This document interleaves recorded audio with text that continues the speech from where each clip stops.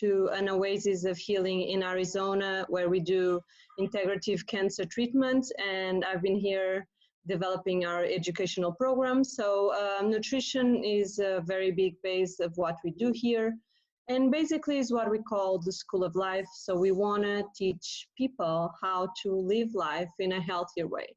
So it's not about fighting disease, but about creating health so we don't get disease at all. And today, and since we are surrounded by these epidemics of the coronavirus, I'm going to talk to you about fostering a strong immune system, and especially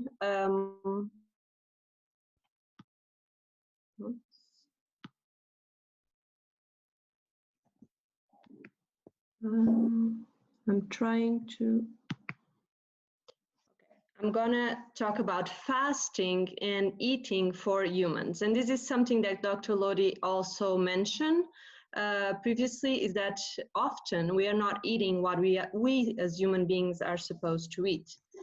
And I think one of the most important things when we try to learn how to eat is, first of all, learn how not to eat.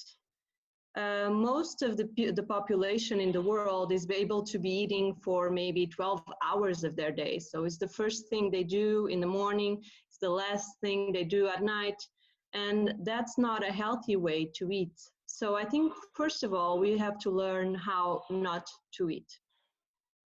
So let's talk about fasting. What is fasting? What types of fasting you can apply in your life, and what are the health benefits of fasting? Because fasting and the word fasting has been used all over. So let's take a deeper look into what fasting really means. And if you go to the dictionaries, you can actually see that fasting is abstaining from all or some kinds of foods or drinks, especially as a religious observance. And this should give us some hints that in religions all over the world, fasting was a common practice. So it's not something new. Actually, Jesus fasted, Moses fasted. So all of the big leaders used to fast because that also brings mental clarity. So we can also see fasting as a deliberate abstinence from physical gratification to achieve a greater spiritual goal. And again, by not gratifying your body, you can achieve higher states of consciousness. And this is especially if you do a prolonged fast, again, which has been very correlated with some religions. And Mr. Herbert Shelton, which his books are very more than 100 years, and this wisdom comes from long ago. He used to say that to starve is to die, but to fast is to live. So we have a lot to learn from these ancient scholars that were already developing this fasting a long time ago, although only now it became kind of a trend. So what is the purpose of fasting? So first of all is that spiritual or mind-body connection that we have lost. So understanding that we are not the body, but we are the spirit that is wearing this body. And we are just, when we are so connected to physical gratification and eating, we kind of lose touch with our spiritual side. So fasting is very good to regain that connection. And also, and mostly to realize that we are not slaves of food. Most people, and we see a lot of food addictions because people are dependent on food. You regain an ability to reconnect with yourself, your body, your sensations, your mind, even your hunger, which sometimes we say we are hungry, but we're not really hungry. We're just having appetites and desires and cravings. It's an opportunity to rest, detoxify, and heal. And it also triggers cell-based self-repair and autophagy, which I'm going to talk later, and promotes rejuvenation from within. So in an age that people look so much also into anti-aging and into looking younger and youthful and healthier, fasting is one of the best things you can implement. And its caloric restriction, which happens when we fast, is also one of the only ways we can trigger intracellular cleaning. So why should we fast, and what are the benefits of fasting? Reduce insulin resistance and inflammation. We know that insulin resistance with time leads to prediabetes, diabetes type 2, and high inflammation in the body leads to chronic disease. It's protective and stress. It puts you in a protective and stress-resistant mode. So I even advise people when they go to a situation where they will be under high levels of stress, or for example, if you're going to fly and you're exposed to so many radiations and toxicants in the environment around you, I recommend people to fast because it protects you. Again, it triggers autophagy, and I'm going to explain it later, which helps you to clean up and get rid of damaged cells. Activates and increases in-cell-based self-repair and cellular rejuvenation. Improves brain function, and this is very clear when you start trying fasting and increasing your hours of fasting. You're going to see your brain and your ability to focus improves highly. Increase growth hormone secretion, and this is very important, especially for those of you who don't want to lose muscle, who think, oh, if I'm going to fast, I'm going to get skinny. But actually, the production of our growth hormone increases when we fast. We release growth hormone mainly at night, and for some reason is because it's when we're not eating. And so if we're not eating for a longer period of time, that production and the release will be higher. So it helps even to keep and build up muscle. May delay aging and increase longevity. And again, this is one of what our society is looking so much into. Benefits treatment and prevention of cancer. We see a lot in our centers, and one of the goals we have is that our patients, when they leave our centers, they are already educated into fasting as being part of their daily lives. And we also use it with some treatments because it enhances the benefits of the treatments. So let's understand better what is fasting, because there's a lot of confusion out there. So let's understand feasting, fasting, intermittent fasting, time-restricted eating, and calorie restriction. So these are all different things, and it might sound confusing now, but I'm sure that after I present it to you, it's going to be very easy to understand. So one of the first misconceptions is when people talk about feasting or juicing. So when you're juicing, you're doing a juice feast. So you're actually flooding your cells with nutrients. And fasting is done with water. So when people say, I'm going to do a juice fast, that is not a fast at all. So that is a feast. It has its health benefits, many of them, but it's not a fast. So this is very easy to distinguish. So when we talk about fasting, we talk about water.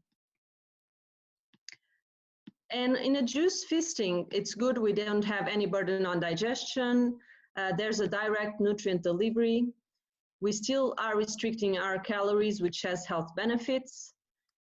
There's some weight loss, but more moderate, and provides live enzymes to the body and helps those who are nutritionally deprived, and works well for most of the people. So when you do a juice feast, you're actually flooding your body with nutrients. So if someone is suffering for some kind of illness and it's not able to do a water fast, a juice feast is a very good idea.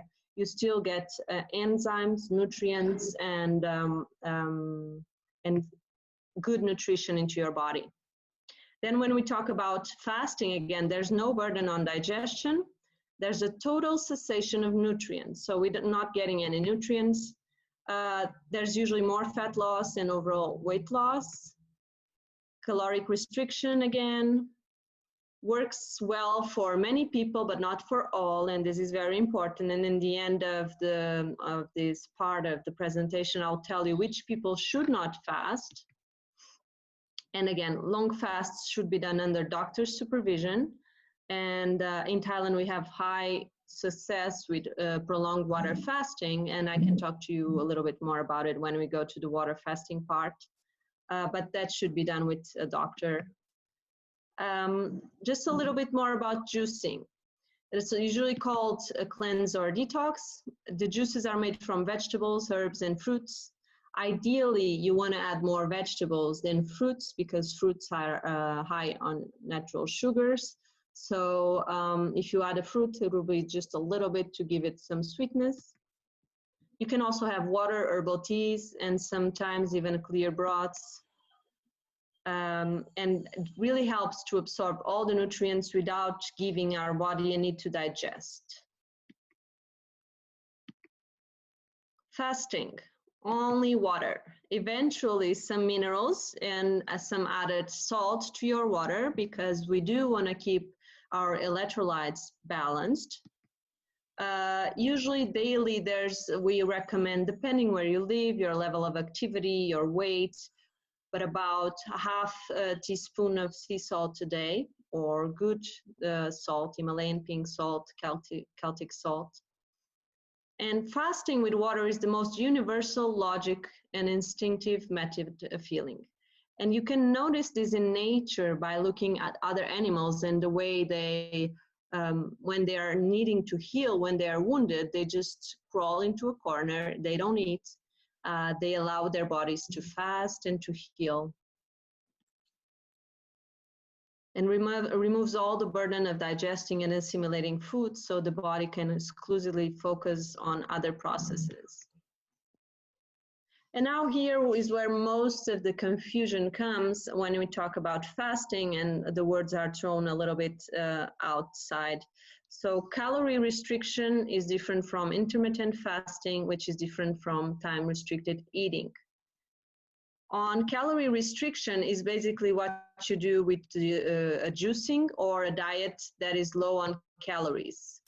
So you reduce your calories for a certain period. Imagine 5 days of the week, you're gonna eat very few calories, or you're doing a juice feast, maybe 500 to 600 calories daily, and you eat normally on the other days. And usually people use the rule 5-2. So 5 days you eat normally, 2 days you can do this reduced calorie intake. Or if you go to a juice fast, sometimes it's a week or 2 weeks, depending on the goals that you have. It's very good to control your weight, blood pressure, cholesterol, and blood glucose. Actually, people who come to the center where Dr. Lodi is working in Thailand and they do the juice fast within a week, all of these things usually come back to normal. So it's very effective.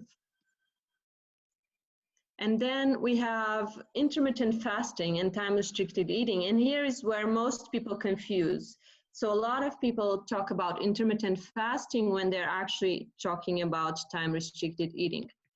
Intermittent fasting means that for at least 24 hours, you're just drinking water or having no caloric intake. So it's not about not eating between meals or having a long period without eating. No, it's at least 24 hours of no food. And you cycle between days where you'll have food and days where you don't have food. You can do alternate day fasting, which you would eat one day, don't eat the other. By the end of the year, you would have fasted for 6 months, for example. Or you can fast 1 or 2 days per week. And this is usually what we recommend our patients and everyone who is trying to start to fast, is to include 1 day, 24 hours is very simple, of a water fast a week. And it can be as simple as, imagine in a Sunday, you had a big lunch with your family, you finished around 3 o'clock and you're pretty full, so give your body some rest and don't eat until 3 o'clock the next day. So it's pretty easy, and only the first time it's more complicated. Oh, I'm not eating, but once you get used to it, it's pretty simple.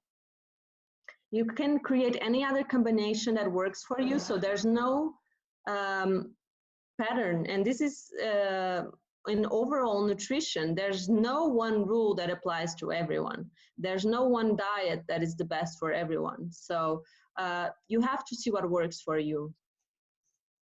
And during the fast, fast means water. It doesn't mean juices. It doesn't mean herbal teas or coffee. If you really want to do it properly, it should be just water, maybe some added sea salt. Again, it really helps with weight, blood pressure, cholesterol, and blood glucose. And then we have time-restricted eating, which most of you probably have tried, and it's what most people talk about nowadays, which you cycle between hours that you eat, you do not eat. And this is how us human beings were probably hardwired to be. So we wouldn't wake up first thing in the morning and eat, and we wouldn't be eating until we go to bed. In this case, we try to restrict our eating window, and usually what we recommend our patients, and I recommend everyone in general, is to use a window of 18 hours of not eating and 6 hours of eating.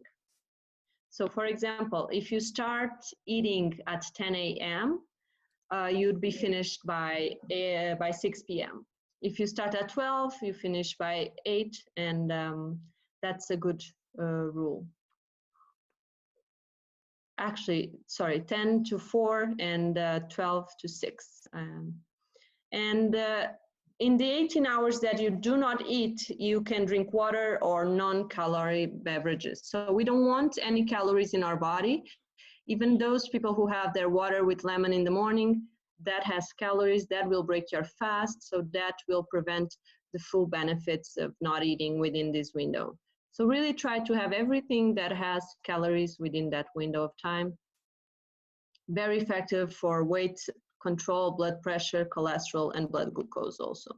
So all of them have similar benefits, but different actions, and also it depends what works for you. And usually what I tell our patients, and it's very effective, is you try to do the time-restricted eating 5-6 days of the week, and then you do 1 day water fast.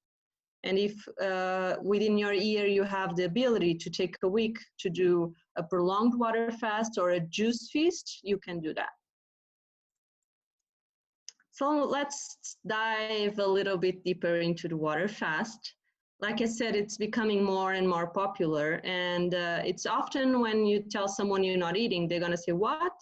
You're gonna die, or you cannot do that, or it's harmful for you. And that's why Dr. Lodi says it's so important for us to keep reading, to keep reaching out to information and education. And he also says that water is the only cure handed to man by nature. And this is true, and it's been used for centuries, but we lost these ancient traditions. So it's important to regain this knowledge. During a water fast, your body has time for cleaning and renovating its own cells, so it's time for healing. If you observe, our brain consumes around 25% of our daily energy, and around 30% is spent on digestion. Now imagine if you're not spending 30% of your energy digesting food and assimilating food, how much potential you will have to achieve healing and to achieve even better focus, better brain function. The body wastes all of these energy, wastes or uses, it's utilized on the production of enzymes, elimination of toxins, and through the blood circulation and ultimately through bowels. And the fasting is basically a timeout on your digestive system. So even for those of you who have digestive system issues like IBS, Crohn's, dysbiosis, I mean, nowadays we find more and more people with digestive issues. So water fasting is one of the best methods you can use. So if you have a wound, or if you're wounded, a sprained ankle, and you keep walking on your ankle, it's not going to heal. If we have a problem in our digestive tract and we keep using it over and over and over again, and not giving it a time to heal, it will not heal and it will probably get worse. So the body can use this extra energy to start cleaning and renovating itself. The cleansing starts from the blood and the liver, and that's why you see here this beautiful picture of our digestive system and our big liver. Our liver has more than 300 functions, and it's the major organ of detoxification in the body, but it also has an amazing ability to heal. So it's one of the first organs that you'll start getting improvements. There's many benefits of water fasting, and we could talk a lot more about water fasting, but it's not the main goal of this presentation. But going through some of them, decreases inflammation. And again, I remind you that inflammation is the basis. Chronic inflammation will lead to chronic disease.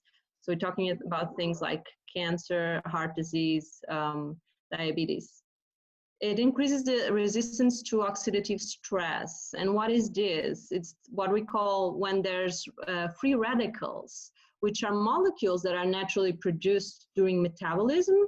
But if our body is not able to react to those free radicals properly, we're gonna, again, increase the risk of disease and inflammation. So this will increase our resistance to oxidative stress. It improves cell recycling, and I'll talk a little bit more about it. Cardiovascular health, brain health. Actually, you notice when you go to a water fast, the first days, like 3 days, it's mainly physical, the effect. And because your body is relearning how to use mainly fat for energy, not so much sugar. But once you pass that phase and you're running on fats, on ketones for fuel, you'll notice that your cognition, your brain focus will be much improved. Supports collagen in the skin, so it's good for your, if you want to look youthful. Reduce harmful protein production. Improves body composition and fitness. Why? Because we'll be burning fat, so it's extra fat that our body does not need, that it reserve it to times of need, because that's how human biology is. It's perfect in the sense that we give it too much, it will reserve it, so when we need it, it will use it. And it will improve our fitness, again, because like I said, fasting stimulates growth hormone. Supports fat loss and ketosis, lowers blood pressure, decreases blood sugar, boosts your metabolism. So on blood pressure and blood sugar, this is very, very clear, and it will happen very quickly. Also, we see it maybe within 3 to 5 days, those things will be regulated. Promotes heart health, lowers the risk of chronic disease, and may slow aging and enhance longevity. And actually, this has been proven in many animal studies that calorie restriction, or and we talk about calorie restriction even when there's no calories, the longevity of these animals in studies is much higher.